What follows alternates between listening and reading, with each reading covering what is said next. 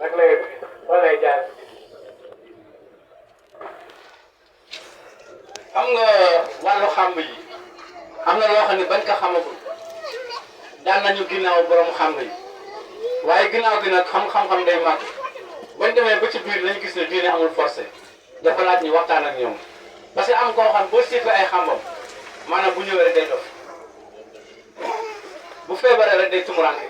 ndax am na ñoo xam ne feebar moo leen booleeg xàmb yi loolu moo tax waxtaan la laaj ndax yow yaa koy dugal ci islam mais yàlla koy dugal ci islam te islam amul forcé la ikraha fi diin loolu moo waral ma doon tere siif bi quoi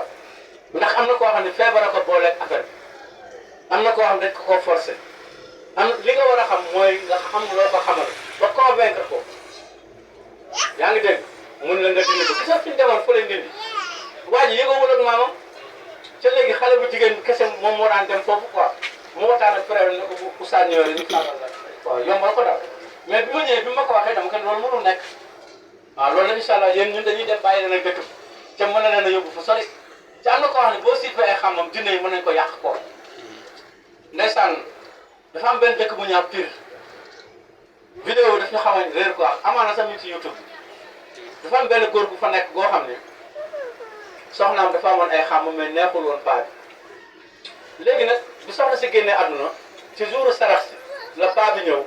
dajale bagage yëpp lakk ko mais avant bés buy dellu si juróom-ñetti xale ñoo gumba ci kër wala indi sax taawam moom fa yóbbuwoon bañ fay dem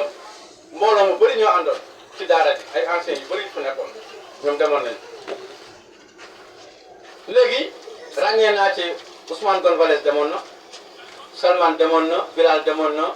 Abdou Wali demoon na Ngañ Saw moo dindi xàmb yi keroog ndax sampaat nañ ko ay yoon nanguwul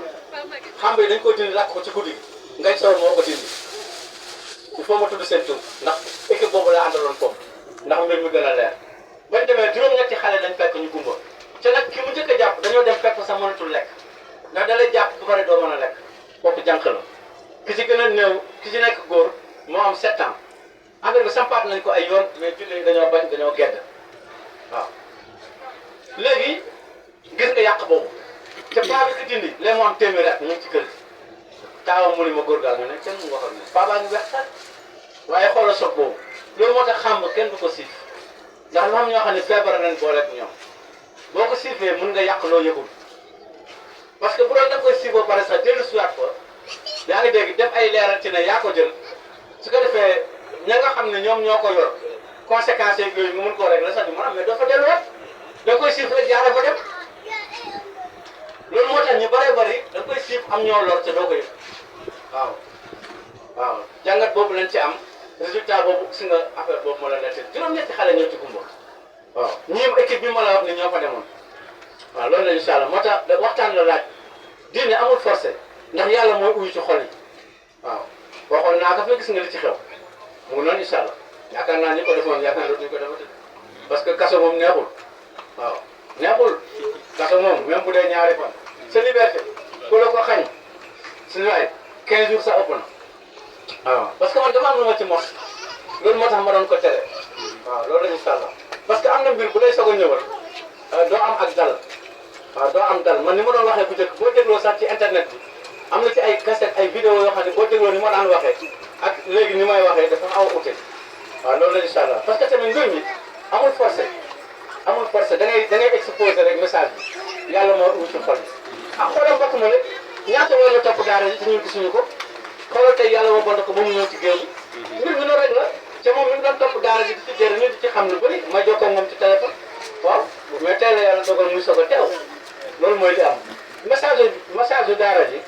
mooy woote ci kennal yàlla subhanahu wa taala weejee insi wal jinn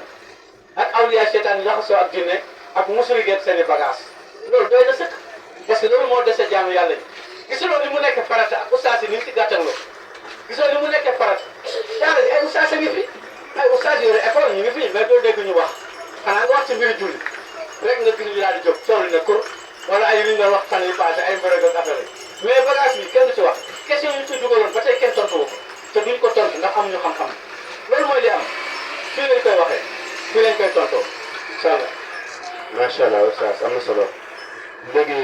oustaz comme koo xamante ne tey